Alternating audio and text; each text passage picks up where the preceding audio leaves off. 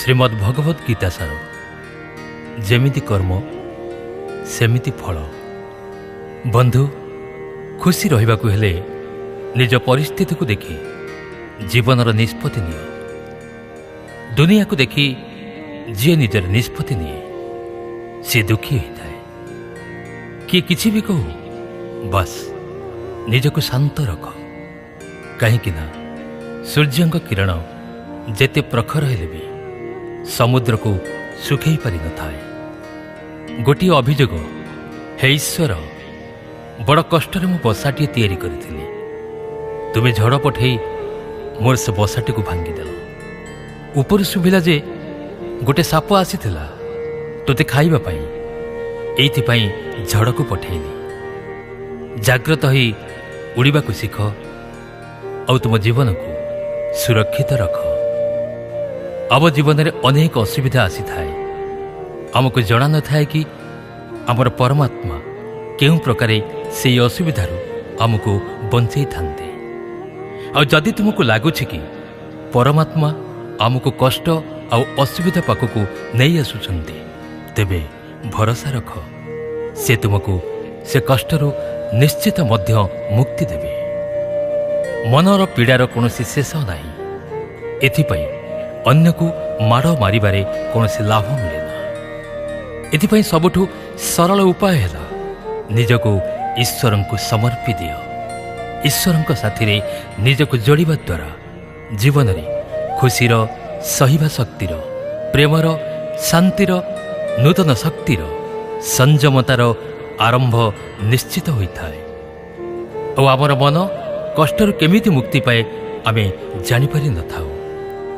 ଯଦି ପ୍ରଭୁ ତୁମକୁ ଅଧିକ ଅପେକ୍ଷା କରାଇଛନ୍ତି, ତେବେ ଜାଣି ରଖ, ସେ ତୁମକୁ ଆଶାଠାରୁ ଅଧିକ ଦେବାକୁ ଚାହିଁଥାନ୍ତି।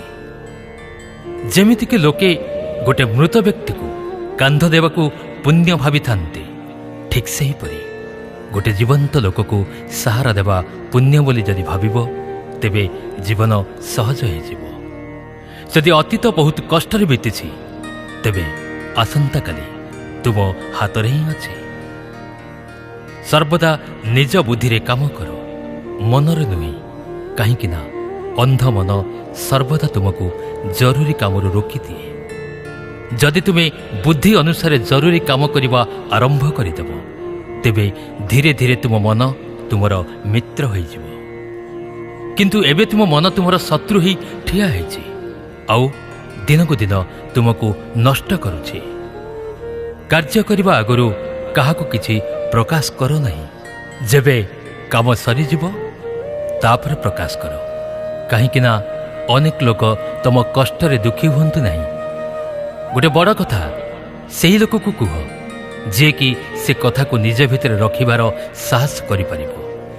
ଯଦି କେବେ ଆର୍ଥିକ ସ୍ଥିତି ଦୁର୍ବଳ ହୋଇଯାଏ, ଯଦି କେବେ ବହୁତ ବଡ଼ କ୍ଷତି ହୋଇଯାଏ, ଯଦି କେବେ ସବୁକିଛି ଚୋରି ହୋଇଯାଏ, ନଷ୍ଟ ହୋଇଯାଏ, ତେବେ ସେ କଥାକୁ ନିଜ ଭିତରେ ଲୁଚେଇ ରଖ। ନିଜର ଦୁର୍ବଳତାକୁ ନିଜର ବନ୍ଧୁ କିମ୍ବା ସମ୍ପର୍କୀୟଙ୍କୁ ମଧ୍ୟ ଜାଣିବାକୁ ଦିଅ ନାହିଁ। ସହାନୁଭୂତି ପାଇବା ପାଇଁ କାହା ଆଗରେ ଲୁହ କେବେ ଝରିବାକୁ ଦିଅ ନା। ଏତିକି ଜାଣି ରଖ, ଭିତରେ କିଛି ଅଭାବ ଅଛି ତ ଠିକ୍ ଅଛି, କିନ୍ତୁ ବାହାରକୁ ସାହସୀ ହୁଅ। କାହିଁକି ନା ଯଦି ଲୋକଙ୍କୁ ଜଣାପଡ଼ିବ ଯେ ତୁମ ପାଖରେ ପଇସା କମ୍ ଅଛି, ତେବେ ସେମାନେ ତୁମକୁ ବ୍ୟବହାର କରି ସେ ପଇସାକୁ ନେଇଯିବେ, ଆଉ ସମୟ ପୂର୍ବରୁ ସବୁ ସରିଯିବ। ତେବେ ଯଦି ଆର୍ଥିକ ସ୍ଥିତି ଦୁର୍ବଳ ଅଛି, ତେବେ ଅଧିକ ଖୁସି ରୁହ ଆଉ ଅଧିକ ବଳବାନ ହୁଅ। କାହିଁକି ନା ଲୋକେ ସେତିକି ବୁଝିଯିବେ ଯେତିକି ତୁମେ ଦେଖାଇବ। କାନ୍ଦିବା ବନ୍ଦ କର। ଏକ ମଧ୍ୟମ ଧରଣର ଜୀବନକୁ ଗ୍ରହଣ କରିବା ବନ୍ଦ କର। ଅତୀତକୁ ଭାବି ଦୁଃଖୀ ହେବା ବନ୍ଦ କର। କ'ଣ ନାହିଁ ତାକୁ ଭାବିବା ବନ୍ଦ କର। କାଲି କ'ଣ ହେବ ତାକୁ ଚିନ୍ତା କରିବା ଛାଡ଼। ଗୋଟିଏ କଥା ସର୍ବଦା ମନେ ରଖ, ପ୍ରଥମେ କୌଣସି ବନ୍ଧୁଙ୍କୁ ବିଶ୍ୱାସ କରିବା ଛାଡ଼ିଦିଅ। ଯଦି ତୁମ ପାଖାପାଖି ଏମିତି କେଉଁ ଲୋକ ଅଛି ଯାହାର ଜୀବନଶୈଳୀ ବାରମ୍ବାର ନକାରାତ୍ମକ କାର୍ଯ୍ୟରେ ଲିପ୍ତ ଅଛି, ସେ ଯେତେ ବି ଗରିବ ବନ୍ଧୁ ହେଇଥାଉ, ଆଜି ନହେଲେ କାଲି ସେ ତୁମକୁ କ୍ଷତିରେ ପହଞ୍ଚାଇବ। ତୁମ ଜୀବନରେ କିଛି ବି ବଦଳିବନି ଯଦି ତୁମେ ତୁମ ନିଜକୁ ବଦଳାଇବନି। ମୁହଁ ପଛରେ ଦୋଷାରୋପ ଆଉ ମିଛ ନିନ୍ଦା କରୁଥିବା ଲୋକ ଅପେକ୍ଷା ମୁହଁ ଆଗରେ ସତ କହୁଥିବା ଆଉ ରାଗୁଥିବା ଲୋକ ଯଥେଷ୍ଟ ଶ୍ରେୟସ୍କର। କାହାର ଯନ୍ତ୍ରଣାକୁ ବୁଝିବା ପାଇଁ ମଣିଷ ଭିତରେ ମଣିଷଟି ହେବା ନିହାତି ଜରୁରୀ।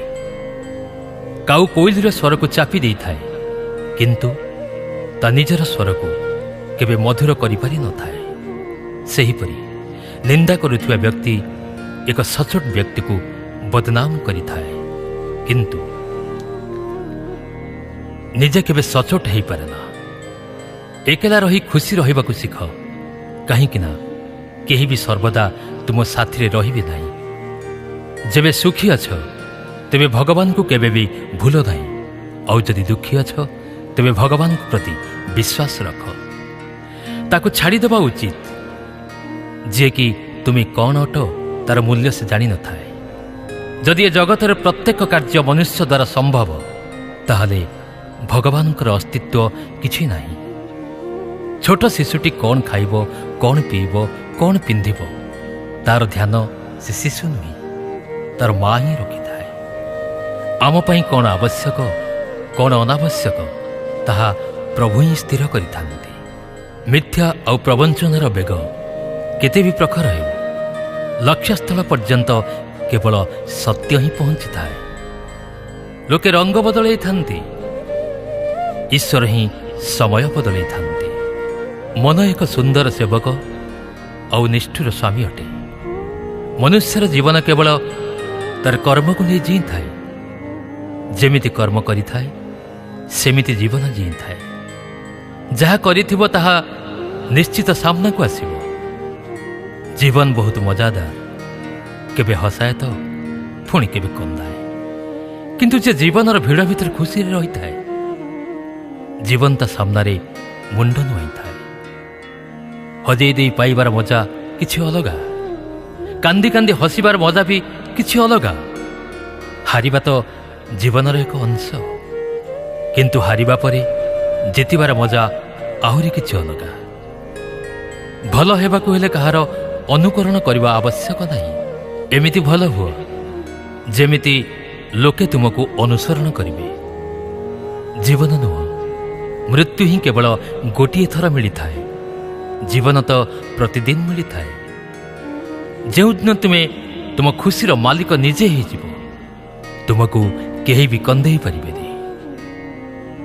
ଯଦି କିଏ କିଛି ମାଗୁଛି ତ ଦେଇଦିଅ, କାହିଁକି ନା ଭଗବାନ ତୁମକୁ ଦେବା ପାଇଁ ତାଙ୍କ ପ୍ରତିନିଧି ରଖିଛନ୍ତି।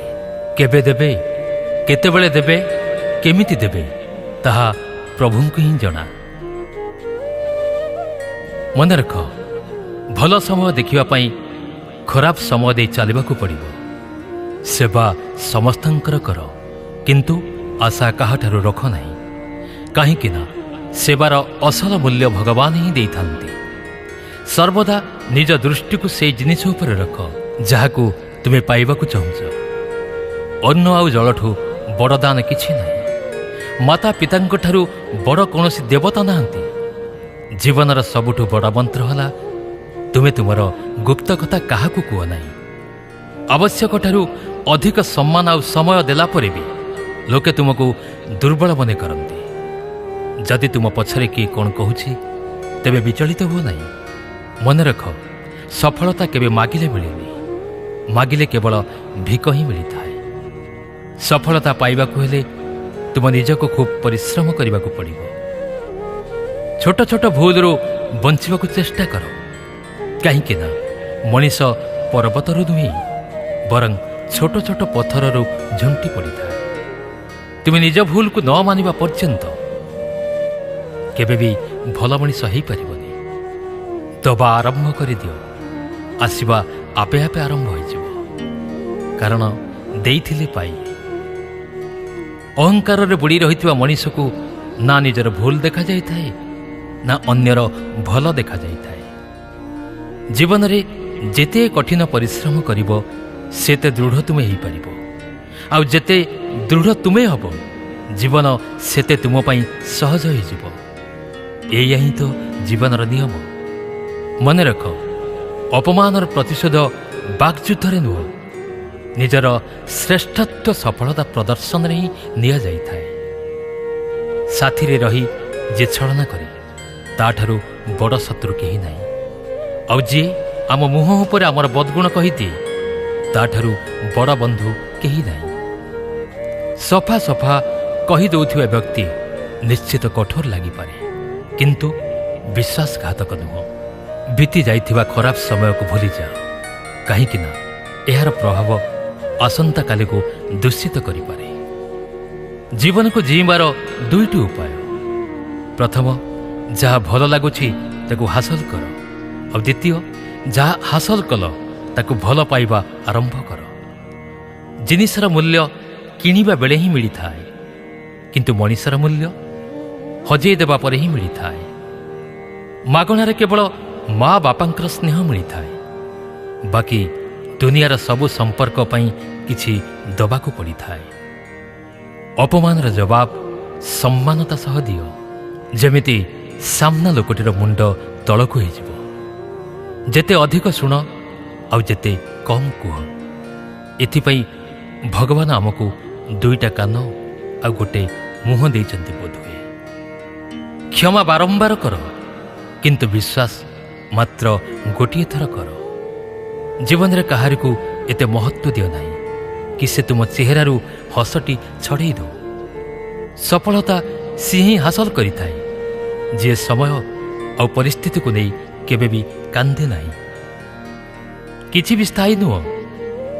ସମୟର ସାଥିରେ ବହୁତ କିଛି ବଦଳି ଯାଇଥାଏ, ବ୍ୟକ୍ତି, ରାସ୍ତା, ଅନୁଭବ, ଆଉ କେବେ ଆମେ ନିଜେ ବି। ତୁମେ ଆଜି ଯାହା କରିବ କାଲି ତୁମେ ସେଇଆ ପାଇବ। ଏଇଆ ହିଁ ତ ନିୟତିର ନିୟମ। କାହାକୁ କିଛି ଦିଅ ବା ନ ଦିଅ, କିନ୍ତୁ ତା ପାଇଁ କିଛି ପ୍ରାର୍ଥନା କର, କାହିଁକି ନା ପ୍ରାର୍ଥନା ଏମିତି ଏକ ଉପହାର ଯାହା ପାଇଁ ଧନୀମାନେ ବି ତାକୁ ଅନୁସରଣ କରନ୍ତି। ଯେଉଁଠି ଲାଗିବ କି ଆମ ପାଇଁ ଅନ୍ୟର କିଛି ଅସୁବିଧା ହେଉଛି, ସେଠାରୁ ଦୂରେଇ ଯିବା ବେଶ ଭଲ। ଭୁଲ କଲେ ହିଁ ଶକ୍ତି ଆସିଥାଏ, ଯିଏକି ତୁମକୁ ପୂର୍ବାପେକ୍ଷା ଆହୁରି ଭଲ କରିଥାଏ। ଛଳନା, କପଟତା ଆଉ ପାପ ସେତିକି କର ଯେତିକି ତୁମେ ଭୋଗ କରିପାରିବ, କାହିଁକି ନା ପ୍ରକୃତି କାହାକୁ ଛାଡ଼େ ନାହିଁ। ସବୁର ହିସାବ ଏହି ପୃଥିବୀରେ ହିଁ ହେଇଥାଏ। ଯଦି ତୁମର କେହି ଶତ୍ରୁ ନାହାନ୍ତି, ତେବେ ଏହାର ଅର୍ଥ ତୁମେ ସେହି ଜାଗାରେ ରହିବି ନୀରବ ଥିଲ, ଯେଉଁଠି ସତ କହିବା ନିହାତି ଆବଶ୍ୟକ ଥିଲା। ପ୍ରେମ ନିଃଶୁଳ୍କ ହେବି ଏ ପୃଥିବୀର ସବୁଠୁ ମହଙ୍ଗା ସୁଖ ଅଟେ। ଜୀବନରେ ଏପର୍ଯ୍ୟନ୍ତ ଏତିକି ହିଁ ଜାଣି ହେଇଛି ଯେ କିଛି ଦୁର୍ବଳ ଲୋକଙ୍କ ସହିତ ଗଭୀର ସମ୍ପର୍କ ଅଛି, ଯେଉଁମାନେ କି ଖେଳନା ପରି ବିଶ୍ୱାସକୁ ଭାଙ୍ଗି ଦେଇଥାନ୍ତି। ବର୍ଷା ଆଉ ଖରା ଦୁହିଁଙ୍କ ମିଳନରେ ହିଁ ତ ଇନ୍ଦ୍ରଧନୁ ତିଆରି ହେଇଥାଏ। ଏଥିପାଇଁ ସୁନ୍ଦର ଜୀବନଟିଏ ପାଇଁ ସୁଖ ଆଉ ଦୁଃଖ ନିହାତି ଜରୁରୀ ଅଟେ। ସେହି ମୁହୂର୍ତ୍ତଗୁଡ଼ିକୁ ଖରାପ କୁହ ନାହିଁ ଯିଏ ତୁମକୁ ଆଘାତ ଦେଇଛି, ବରଂ ସେହି ମୁହୂର୍ତ୍ତଗୁଡ଼ିକୁ ପ୍ରଶଂସା କର, କାହିଁକି ନା ସେ ତୁମକୁ ବଞ୍ଚିବାର ଶୈଳୀ ଶିଖାଇଛି। ତୁମ ସଫଳତାରେ ସିଏ ସାମିଲ ହୁଏ ଯାହାକୁ ତୁମେ ଚାହୁଁଥାଅ। ତୁମ ସଂଘର୍ଷରେ ସିଏ ହିଁ ସାମିଲ ହୋଇଥାଏ ଯିଏ ତୁମକୁ ଚାହିଁଥାଏ। ଚମକ ସେଇଥିରୁ ବାହାରେ ଯାହାକୁ ଅଧିକ ମଜା ଯାଇଥାଏ। ଏହା ଜୀବନର ସତ୍ୟ ଅଟେ। ପ୍ରତି ମୁହୂର୍ତ୍ତ କାହାକୁ ଖୁସି ଦେଇପାରୁନା। କେବେ କିଏ ଅଲଗା ହୋଇଯିବେ, କିଏ ଦୂର ହୋଇଯିବାର ଚେଷ୍ଟା କରୁଥିବେ, କିଏ କିଛି ଉଦ୍ଦେଶ୍ୟ ରଖି ତୁମ ପାଖକୁ ଆସିବେ। ହଜାରରେ ଜଣେ ଦି ଜଣ ଥିବେ ଯିଏ କଷ୍ଟକର ସମୟରେ ହାତ ଧରିବାର ବାହାନା ଖୋଜିବେ। କିଛି ଭୁଲ ନିଷ୍ପତ୍ତି ଜୀବନକୁ ପ୍ରକୃତ ଅର୍ଥ ଶିଖାଇଥାଏ। ସମ୍ପର୍କ ରଖିବା ପାଇଁ କେବଳ ଗୋଟିଏ ସର୍ତ୍ତ, କାହାର ଖରାପ ନୁହଁ, ଭଲକୁ ହିଁ ଦେଖ। ଲୋକଙ୍କ ଆବଶ୍ୟକତା ବିନା ସେମାନଙ୍କର ଯତ୍ନ ନେବା ଏକ ଉତ୍ତମ ବ୍ୟକ୍ତିତ୍ୱର ଲକ୍ଷଣ। ସର୍ବଦା ଈଶ୍ୱରଙ୍କ ଉପରେ ଆଶା ରଖ, କାହିଁକି ନା ଏ ପୁରା ଦୁନିଆରେ ଯେତେ ଶୀଘ୍ର ଈଶ୍ୱର ଆଶା ପୂରଣ କରିବେ, ସେତେ ଶୀଘ୍ର କେହି ପୂରଣ କରିବେ ନାହିଁ। ଯେଉଁ ବ୍ୟକ୍ତିର ମନ ଶାନ୍ତ ଥାଏ, ଯିଏ କହିବା ଆଉ କାର୍ଯ୍ୟ କରିବା ସମୟରେ ଶାନ୍ତ ଆଉ ସ୍ଥିର ରହିଥାଏ, ସେହି ବ୍ୟକ୍ତି ସତ୍ୟକୁ ହିଁ ପାଇଥାଏ, ଆଉ ସେ ଦୁଃଖ ଦୁର୍ଦ୍ଦଶାରୁ ମୁକ୍ତି ପାଇଥାଏ। ଦିଆସିଲି କାଠି ଅନ୍ୟକୁ ଜଳାଇବା ପୂର୍ବରୁ ନିଜେ ହିଁ ଜଳିଥାଏ। ସେହିପରି ଆମ କ୍ରୋଧ ଅନ୍ୟକୁ ଜାଳିବା ପୂର୍ବରୁ ନିଜକୁ ହିଁ ଜାଳିଥାଏ।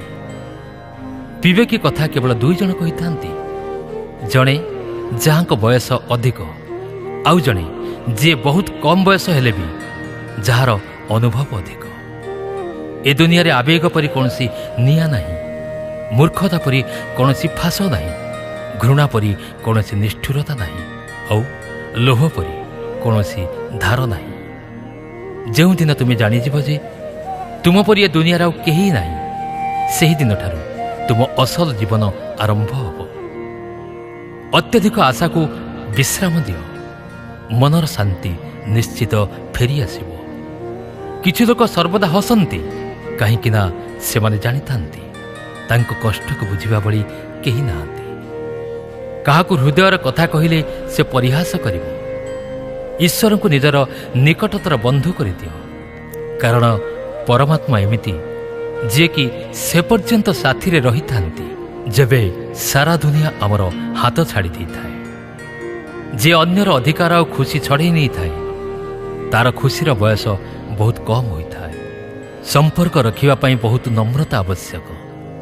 ଛଳନା ଆଉ କପଟତାରେ କେବଳ ମହାଭାରତ ଲେଖା ହୋଇପାରେ। ଯାହା ଠିକ୍ ସେହି କାମ ଆମକୁ କରିବାକୁ ହୁଏ।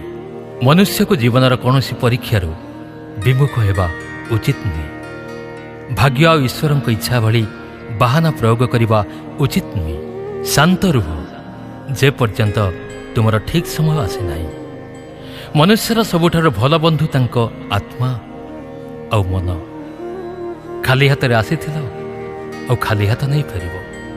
ଆଜି ଯାହା ତୁମର ଥିଲା, କାଲି ତାହା ଆଉ କାହାର ହେବ। ଏଥିପାଇଁ ତୁମେ ଯାହା କରୁଛ ତାକୁ ଭଗବାନଙ୍କୁ ଅର୍ପଣ କର। ସ୍ୱାସ୍ଥ୍ୟ ସବୁଠାରୁ ବଡ଼ ଉପହାର, ସନ୍ତୋଷ ସବୁଠାରୁ ବଡ଼ ଧନ, ବିଶ୍ୱସ୍ତତା ସବୁଠାରୁ ବଡ଼ ସମ୍ବନ୍ଧ। ଛଳନା କରିବ ତ ଛଳନା ହିଁ ମିଳିବ। ଆଜି ନାହିଁ ତ କାଲି ମିଳିବ। ସଚ୍ଚୋଟତା ସହିତ ବଞ୍ଚିଲେ ପ୍ରତି ମୁହୂର୍ତ୍ତ ଶାନ୍ତିରେ ରହିବ।